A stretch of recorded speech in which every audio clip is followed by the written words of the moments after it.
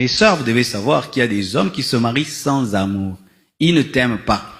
Ils ne ressentent rien pour toi, mais ils t'épousent quand même. Souvent, vous êtes dans le romantisme, mais des fois, un homme peut t'épouser sans amour. Certains garçons viennent me voir, pasteur, je dois me marier parce que au boulot, on m'a dit que je dois être marié. Tu imagines ça? C'est-à-dire que la femme est une case à remplir. C'est un puzzle, une pièce du puzzle qu'il doit avoir pour que le puzzle soit complet. Comme au boulot, on me demande une femme, il faut que je me marie. Et alors il regarde, ah, j'épouse celle. Est-ce que tu l'aimes? Non, il faut quand même je dois devenir directeur. Il est possible de se marier sans amour. Certains se marient sans amour parce qu'il a tellement entendu, il dit ça va, j'épouse celle-ci, j'ai déjà grandi, je n'ai pas d'enfant, alors à mon âge, il faut que j'évite un enfant, sinon quand j'aurai 60 ans, j'aurai un enfant de 10 ans, alors je me marie maintenant. Mais il cherche seulement une femme pondeuse et il ne cherche pas une femme. Ce sont des hommes qui se marient sans amour. C'est pourquoi, ma sœur, lorsqu'un homme veut t'épouser, tu dois vraiment vérifier s'il t'aime. S'il ne t'aime pas, il sera un Jacob, car celui qui ne t'aime pas aimera un jour. Celui qui ne t'aime pas aimera toujours un jour. C'est-à-dire que son cœur est vide et son cœur peut trouver dans le mariage. Il t'a déjà épousé et c'est dans le mariage qu'il trouve maintenant Rachel.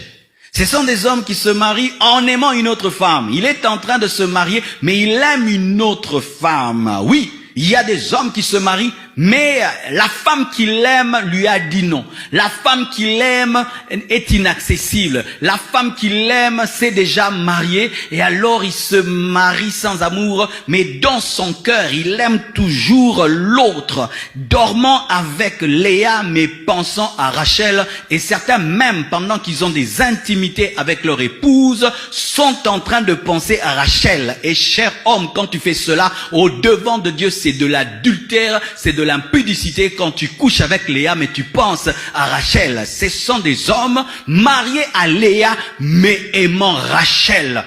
Mariée à Léa, mais aimant Rachel, et Léa finit par le sentir. 3 fois, elle a donné des noms remplis de tristesse, d'humiliation, d'espoir de regagner le cœur du mari, parce qu'elle n'était pas le choix de Jacob. Ce sont des hommes qui se marient en dehors de leurs critères. Lorsque tu épouses un homme, tu dois vérifier si tu es son critère, si tu es son choix, ou si tu es un contentement.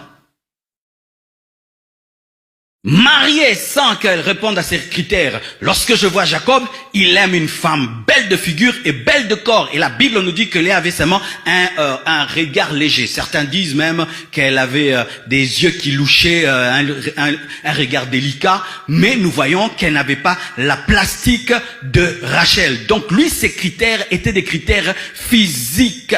Et donc il ne pouvait pas aimer Léa. Lorsqu'un homme veut t'épouser, tu dois vérifier si tu réponds à ces critères ou s'il se contente de toi, parce que le naturel chassé revient toujours au galop. Il a été longtemps avec Léa, mais son cœur était auprès de Rachel, son cœur était dans ses critères. C'est quand tu vois un homme, il est marié, mais il glorifie des femmes d'un tel genre, mais qui ne sont pas comme sa femme. Il glorifie des femmes qui n'ont rien à voir avec sa femme. Ce sont des Jacob qui ont épousé Léa, mais qui aiment Rachel.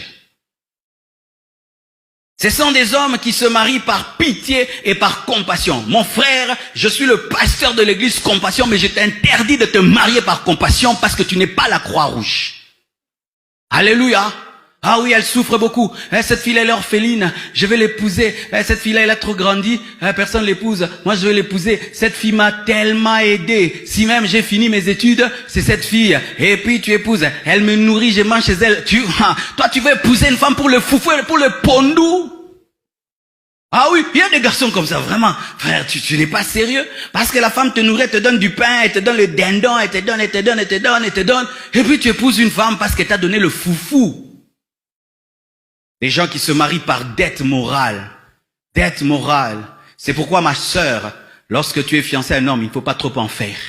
Pour qu'il t'aime pour rien. Mais qu'il t'aime pas parce que tu as payé ses études. Comment une femme peut payer les études d'un homme?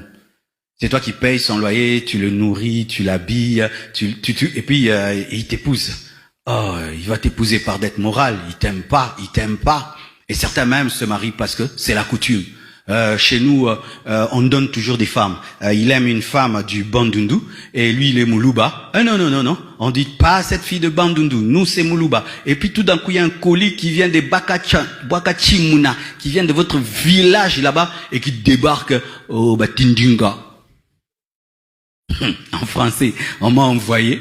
Et puis tu prends ce colis-là et tu l'épouses. Est-ce que tu l'as aimé? C'est Léa. C'est Léa. Et on connaît des gens comme ça. Ils se sont mariés, c'est la coutume. Lui, il aime une femme d'une autre tribu. On lui donne, on lui impose une femme de sa tribu. Il aime telle femme. Papa et maman ne veulent pas de cette femme et lui imposent une autre femme. Il épouse par respect. Comme Léa. Jacob l'a épousée par respect pour Laban, par respect pour la coutume. Mais il a prouvé qu'il ne l'aimait pas. Chère sœur, si la coutume te pousse à épouser un homme, refuse. On te prend quelque part dans un village et tu veux épouser un homme que tu ne connais pas parce qu'ils ont fait une réunion et ils ont choisi notre fils d'épouser votre fille parce que nous nous connaissons depuis longtemps.